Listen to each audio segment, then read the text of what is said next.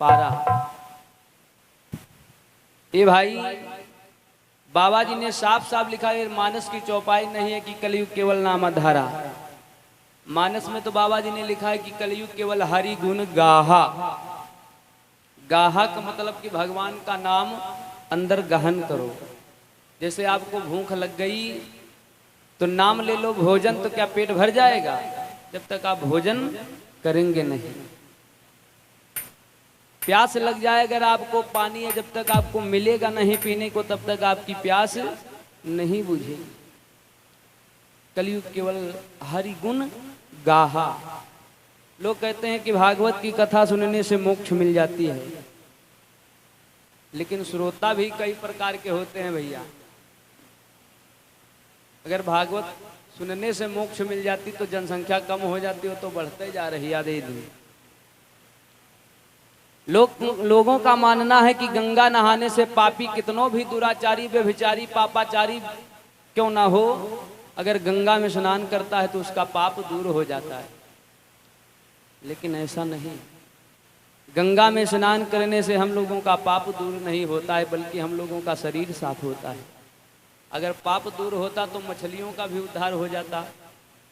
बेचारी उसी गंगा जी में पैर तैरा करती हैं। कुछ लोगों का मानना है लंबी चोटी रखा लेने से भगवान मिल जाते हैं। तो क्या माताएं बहनों से ज्यादा बड़ी कोई चोटी है किसी की? ना ही बाल रखाए से, ना ही कपड़े पहन लेने से, ना ही गंगा नहा लेने से कुछ होने वाला। कहा भी गया है कि जब तक दिल की। तो आइए आप लोग अभी बहुत से मार्मिक भजनों का आनंद लाभ उठाए। एक लाइन, उसके बाद फिर पावन चर्चा आप लोग सोड़पान करें।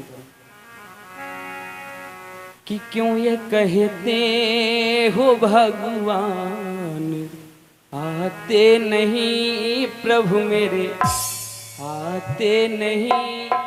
सच्चे मन से उन्हें हम बुलाते नहीं, बुलाते नहीं। क्यों ये कहते हो भगवान आते नहीं, भगवान आते नहीं। सच मन से उन्हें हम बुलाते नहीं, बुलाते नहीं।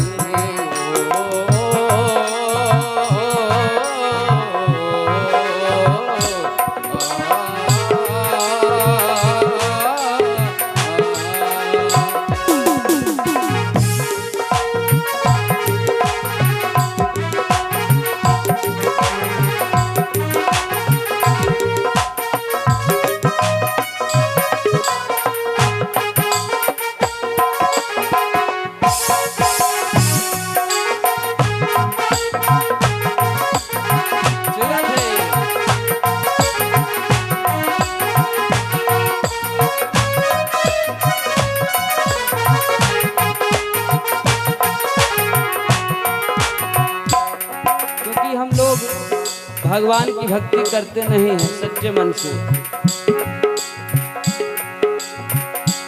क्यों ये कहते हो भगवान आते नहीं, और सच्चे मन से उन्हें हम बुलाते नहीं हैं, बुलाते नहीं। क्यों ये कहते हो भगवान कुछ खाते नहीं, प्रभु खाते नहीं। सच और क्यों ये कहते हो प्रभु कुछ भी खाते नहीं, भगवान खाते नहीं। शबरी की तरह हम खिलाते नहीं है, खिलाते नहीं।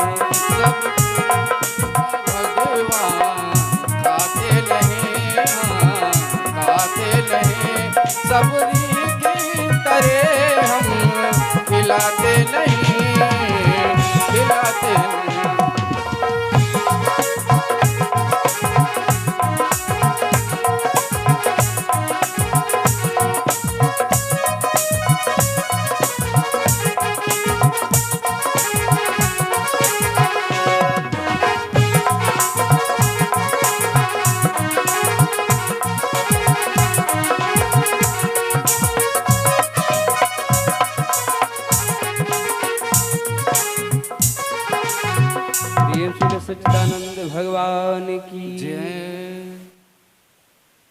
क्यों ये कहते हैं भगवान आते नहीं और सच्चे मन से उन्हें हम बुलाते नहीं।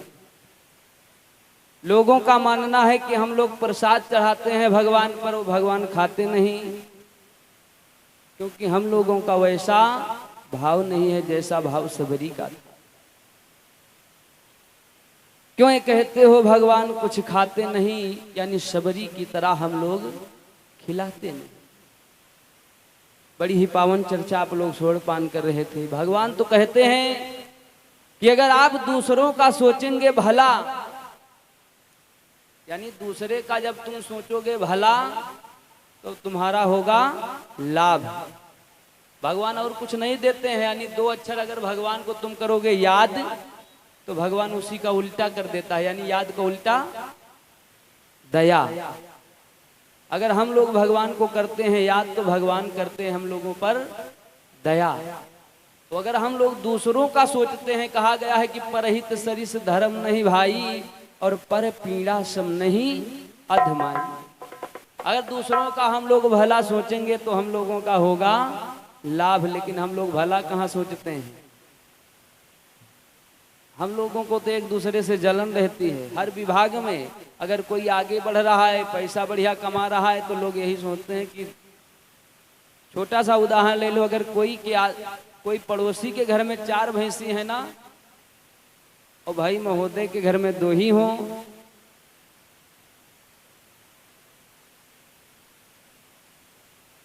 और जैतपुर से धर्मराज भैया जी के द्वारा 21 मुद्राएं, भगवान सुख और शांति प्रदान करें, जीवन मंगलमय हो। प्रसाद भैया ला करके यहाँ रख दीजिए। हम लोगों को एक दूसरे से जलन रहती है, यानी पड़ोसी ये नहीं सोचता है कि भगवान हम पर भी दया करो, जो हमारे 2 भैंसी हैं तो हमारे भी 4 हो जाएं। पड़ोसी रात्रि दिन पूजा कर रहा, अगरबत्ती सुलगा रहा कि हे भगवान कोई तरह से नहीं पड़ोसी के लिए 2 मरी जाए कि 4 है। यानी ऐसी हम लोगों की भावना है। अगर हम लोगों का मन सुधर जाए तो भजन हो जाए। भजन है क्या?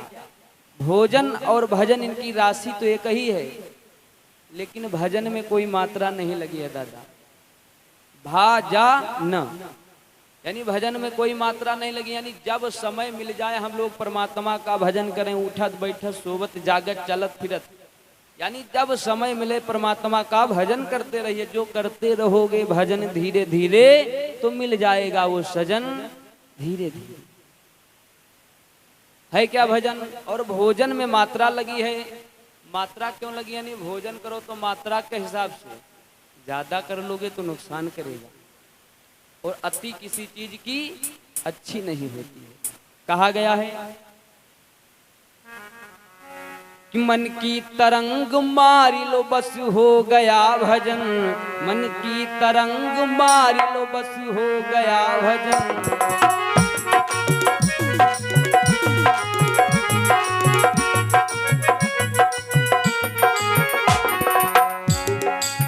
और मन की तरंग मार लो और बस हो गया भजन। आदत बुरी, आदत बुरी, आदत बुरी संभाल लो बस हो गया भजन। आदत बुरी संभाल लो बस हो गया भजन।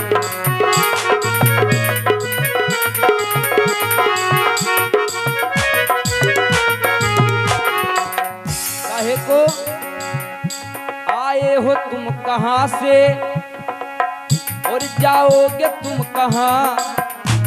आए हो तुम कहाँ से जाओगे तुम कहाँ? इतना तुमन विचार लो बस हो गया भजन। इतना तुमन विचार लो बस हो गया भजन। आदत बुरी संभाल लो बस हो गया भजन।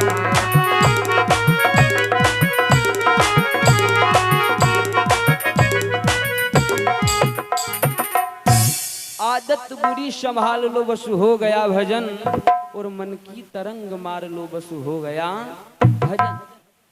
और भजन ये नहीं कि हम लोग बड़े बड़े जटैयानी जटा रखा लें और गेरुआ रंग के कपड़े पहन लें और बढ़िया देही पोत लें और मंदिर या कुटी में बैठ जाए भगवान का भजन करें, लेकिन मन में खोट। वो भक्ति नहीं मिलने वाली। यानी भक्ति का नाम है भगति। जो भक्ति है यानी जो रुकती नहीं है वही है भक्ति। सभी को ये सुलभ नहीं, यानी भक्ति सभी को मिलती नहीं है भैया। रामायण में बाबा जी ने लिखा है कि मोहे न नारी नारी के रूपा। कुछ विद्वान कहते हैं कि नारी दूसरे नारी को देख करके मोहित नहीं होती, लेकिन का दादाजी कोई नर नर के यहाँ देख कर मोहित हो जाते हैं। आदमियों के यहाँ तो आदमी जलन है, तो यहाँ लिखा ही रहे बाबा। यानी वो ये नारियां नहीं है जो हम लोगों के जीवन में यानी यहाँ पर समाज में बैठी हैं। ये संसार रूपी नारियां नहीं, यानी वो दो नारियां हैं माया और भक्ति। माया भगत सुनो तुम दोऊ, वो नारी वर्ग जाने सब। यानी उसी चौपाई के नीचे लिखा है माया और भक्ति रूपी दो नारियां हैं जो एक दूसरे को देख करके मोहित नहीं होती। यानी जो अमीर आदमी है उनके यहाँ भक्ति नहीं, जिनके घर में माया है उनके यहाँ भक्ति नहीं, और जिनके यहाँ ज्यादा भक्ति है ना उनके यहाँ माया से परेशानी। 4 प्रकार के सुख बताए गए हैं। पहला सुख जब घर में माया, और दूजा सुख यानी पहला सुख जब घर यानी सुंदर काया। हम लोगों के पहला सुख क्या है? अगर शरीर निरोग है, कोई रोग नहीं है, सुंदर काया मतलब यानी कि काले गोरे से मतलब, तो तुम बढ़िया क्रीम पाउडर पोत लो। यानी पहला सुख जब सुंदर काया, दूजा सुख जब घर में माया, तीजा सुख पतिव्रता नारी, और चौथा सुख सुत आज्ञाकारी। बेटा जो हो आज्ञाकारी हो। और नारी का स्थान भी बताया गया है 4 जगहों पर पुरुष के होता है। कैसे?